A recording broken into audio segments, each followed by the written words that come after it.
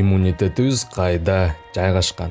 Мына ашказаныбыз кайда жайгашканын билебиз. Өпкөбүз кайда экенин билебиз. Жүрөгүбүз кайда жайгашканын билебиз. Кээ бирөөлөр жүрөгүн кайда десе оң тарабын көргөзөт, бирок болжол менен төш жакта экенин билебиз. Иммунитетибиз кайда жайгашкан? Чындыгында биздин иммундук система бүт организмге чачыратылып таркаган. Көк боорго, сөк чучуктарына, лимфа бездерине, ичегиге, миндалинага, тимус безине жана мунун бардыгы лимфоцит деген коргоочу клеткаларды жаратышат.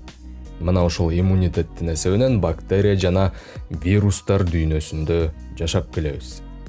Кантип иммунитетти жогорулатабыз? Иммунитет жогору болсо бир гана суук тийип калуудан эмес, көптөгөн онкологиялык ооруларга туруштук берет. Кантип иммунитетибизди күчтөйбүз жана күчтүү кылабыз? Мунун жолдору бар. Бул чыгарылышта кантип иммунитетибизди күчтөйбүз жана жогорулатабыз негизги методдорду чогулттук. Ошондуктан видеону аягына чейин көрүңүздөр. Абдан кызыктуу жана абдан пайдалуу болот. Ассаламу алейкум, сиздер менен Ден Соолук каналы. Бардыгыңыздар менен көрүшүп, амандашып жатканыбызга кубанычтабыз. Достор, эгерде биздин видеолорду биринчи жолу көрүп жатсаңыз, каналга катталып, коңгурону басып коюңуз жана биздин жаңы чыккан видеолорду өткөрүп жибербеңиз. Анда эмесе биз улантабыз. Биринчи эле иммунитетибизди ылдый түшүрүп, иммунитетти алсыз кылып албаш үчүн бизге микронутриенттер керек. Микронутриенттер деген бул эң маанилүү витаминдер жана минералдар. Жана бул жерден С витамини, Д витамини жана цинкти айта кетүү керек. Көп адамдар иммунитет боюнча кеп кылганда С витамини жөнүндө көп эстешет. Албетте С витамини пайдалуу жана көбү пайдалуу экенин билет, бирок иммунитетти көтөрүүдө бир гана С витамини колдонулбайт. Бул жакта Д витамини дагы күчтүү таасир берет жана цинк. Албетте бул витамин жана минералдарды чакалап көп дозадан жебеш керек. Жөн гана бул витаминдердин жетишсиздигин профилактика кылып жана толуктап туруу керек. С витамининин адамга күнүмдүк нормасы 50 мг 80 мг чейин, Д витамини 15-20 мг, ал эми цинктин күнүмдүк нормасы 11 мг түзөт. Чындыгында 90% болжол менен сизде бул витаминдердин жетишсиздиги бар. Айрыкча күн сууктаган мезгилде же кышында. Анткени кышында бардык адамдарга Д витамини жетишпейт. Ал эми С витамини жана цинк дагы көпчүлүк учурда көпчүлүк адамдарга жетишсиз болот. Ошондуктан бул проблемалар актуалдуу. С витамининин булактары бардыгыңыздарга белгилүү. Бул цитрус жемиштери: мандарин, апельсин, лимон, андан сырткары болгар переци жана киви жана башкалар.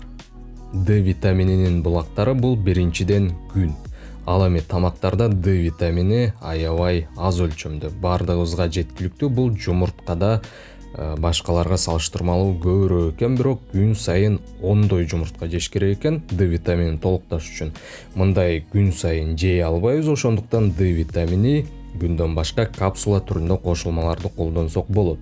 Дарыканаларда Д витаминин капсула түрүндө сатышат. Ал эми цинк ашкабактын семечкаларында көп өлчөмдө. Абдан пайдалуу азык. Бир гана цинкке эле эмес, көптөгөн пайдалуу азыктарга бай.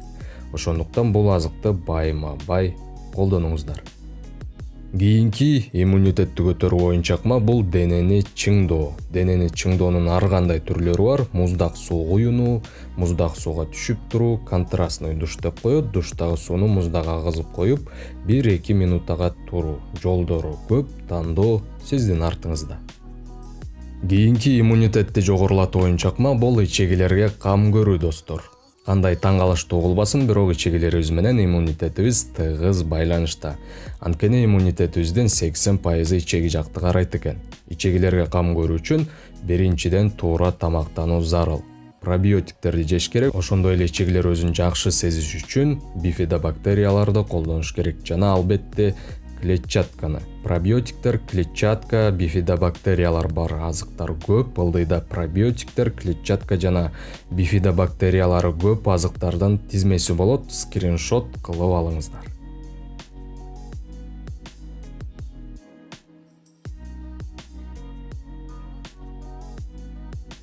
Кийинки биздин иммунитетти жогорулаткан нерсе бул физикалык нагрузкалар. Физикалык нагрузкалар деген сөздү спорт деген сөзгө алмаштырабыз, ошондо түшүнүктүүрөөк болот. Азыр кээ бир көрүүчүлөр жада калса дарыгерлер дагы айтат, физикалык нагрузкаларды кылганда, спорт менен интенсивдүү машыкканда иммунитет түшүп кетет деп.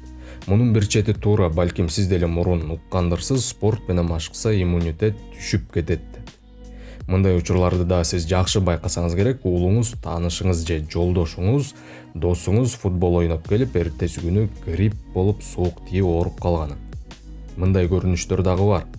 Ооба, чындыгында физикалык нагрузкалардан кийин иммунитет түшүп кетет. Бирок бул кыска мөөнөттүк процесс. Бирок спорттон кийин иммунитет бат калыбына келет жана иммунитет мурункудан дагы жакшыра баштайт.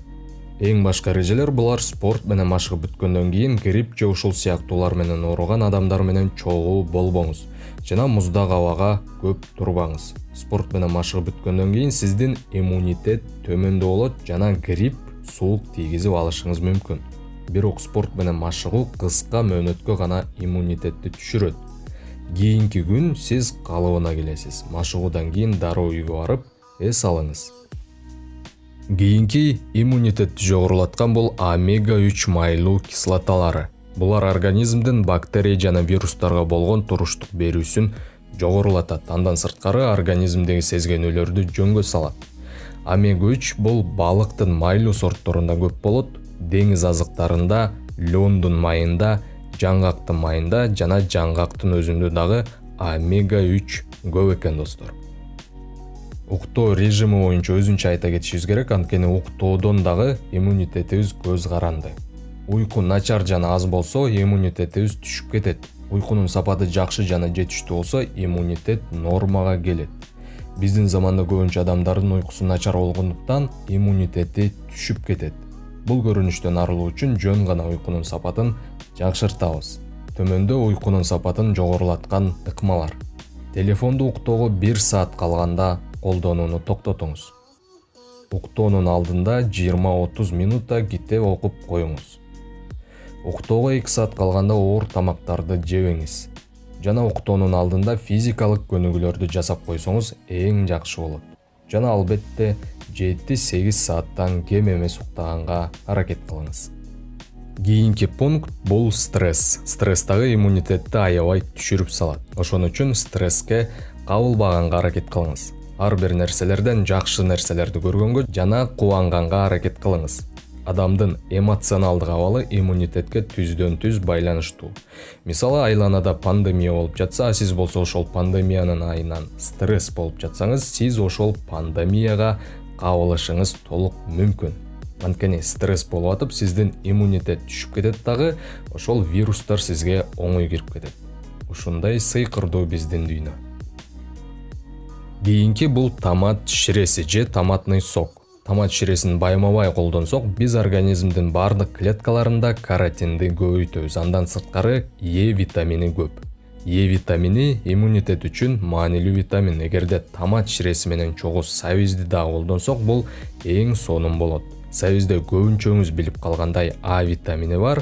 Е жана А витамини тимус клеткаларынын эң жакшы коргоочусу жана бул витаминдер организмде канчалык көп болсо, ошончолук тимус микроорганизмдер менен жакшы күрөшөт. Кийинки бул абада таралуучу эфир майлары жана мурунга тамызуучу атайын колдонмолор. Бул нерселер мурундун ичин, ооз көңдөйүн жана кекиртекти нымдап турат.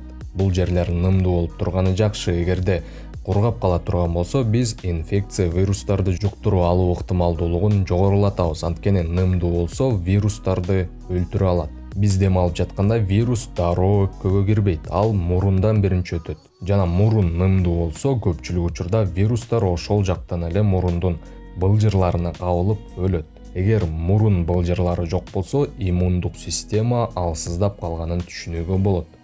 Достор, эми сиз комментарийге жазып коюңуз, жогоруда айтылган нерселердин кайсынысын кылып турасыз жана сиз ооруп сыркоолоп калганда кантип айыгасыз. Комментарийде бири-бирибиз кантип кандай жол менен айыгабыз билип алалы, абдан кызыктуу болот. Достор, эгерде сиз бизге жаңыдан кошулуп жатсаңыз, биздин калган видеолорубузду дагы көрүүгө чакырабыз. Анткени сиз ал жактан дагы көптөгөн өзүңүзгө пайдалуу нерселерди табасыздар. Видеону аягына чейин көргөнүңүздөргө чоң рахмат. Сиздер менен Ден соолук каналы болду. Кийинки видеолордо көрүшкөнчө ден соолукта болуңуз.